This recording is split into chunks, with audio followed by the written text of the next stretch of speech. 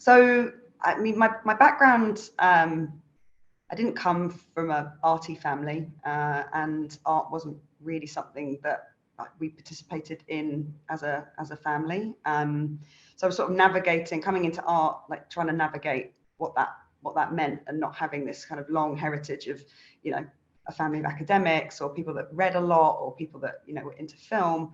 And for a long time, I didn't think I would even, you know, really bother with going to university, and that didn't seem like a kind of accessible pathway for me. But I did end up going a little bit later, and my personal experience in the sort of early formative years was, you know, was very dominated, as I'm sure is a shared experience for many. You know, was dealing with a lot of very white, very male spaces.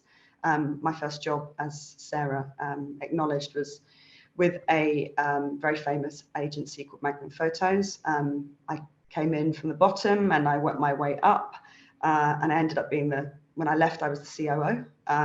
But in the very early days, you know, it was a space that was predominantly male, predominantly white, and I was just sort of interested in that as a kind of concept, and it sort of, I guess it sort of came quite organically to me that I wasn't seeing in the people that I was meeting. I was meeting amazing women through the work that I was doing. I mainly did a kind of educational production role. I ran the education department, and I worked in sort of cultural space for a long time there. But I wasn't seeing the kind of successes in the female artists that I was meeting, not in the same way, not with the same parity that these, you know, these male photographers were seeing. And in 2011, I decided that I wanted to try to contribute, try to provide these people that I was meeting with an area that they could showcase their work. And I think it's worth just reminding everybody that 2011 was pre-Instagram. So I had a very, very shoddy looking, you know, off the shelf website. And people really took a punt on me, and that was really inspiring. Is that it is, whilst I was in this position where I was creating this thing, there were so many amazing women artists that were equally inspired by somebody just trying to go out there and do something that, you know, in its very, very small way, was trying to contribute to a change. And Firecracker grew, and we started an award, as Sarah mentioned, and we've been doing that for over 10 years. And the platform's evolved. Obviously, you know, we use a different language now. You know, I work with female non-binary photographers. I'm very interested in intersectionality. And what I think is quite nice about when we talk about women and championing women, or women championing women, is that we do tend to talk about other marginalized communities, and that's something that I'm particularly interested in. But also, as Sarah has acknowledged, you know, I've been dealing with the complexity also of whether a female-only space is necessary, and or whether it feels reductive. I've got lots of girlfriends who would argue that, you know, they don't want to be labelled as female artists, and that is a totally valid point. And I think from a sort of grassroots level, there are a lot of amazing institutions that are doing really interesting things that move the dialogue on. But I also think that there's a lot of top level stuff, particularly within institutions, and the art world is a good example as any. You know, big business is another, government is another, where we're not seeing that level of parity. And that's actually where it sort of intersects with this new role that I've been brought on at the V&A to manage this new curatorial program, which is generously funded by the Parasol Foundation Trust.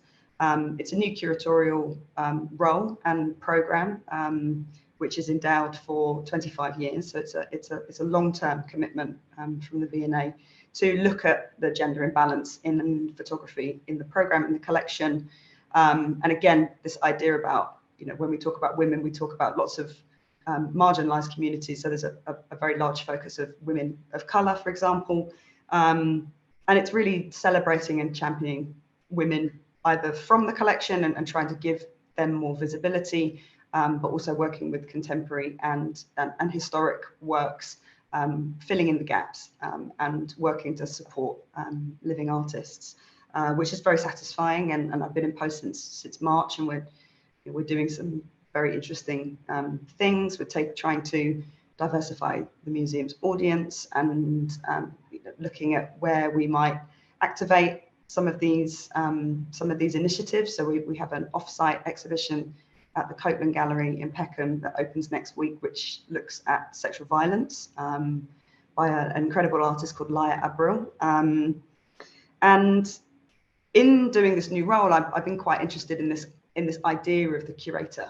And the word comes from the Latin word, which is sort of to care. And I'm sort of interested in that as this gatekeeper mentality that I think has sort of existed within some institutions for a long time, and me being aware of that responsibility as a curator, looking at the responsibility of representation and agency. And I've always naturally been quite a collaborative person, so I'm interested in diversity and voices and bringing in other people into some of those dialogues.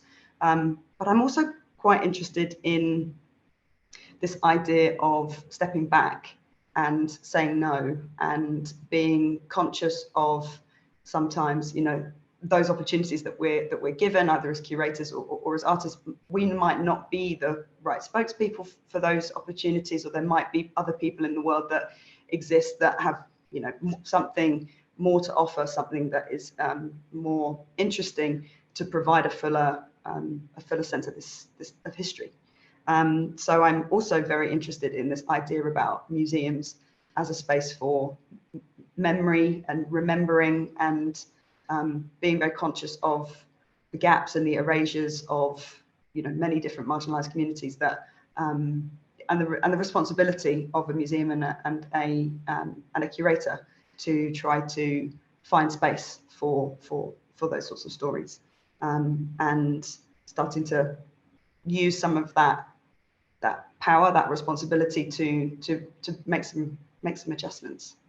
So watch this space. We've got some very exciting things happening at the museum and the photography initiatives next year.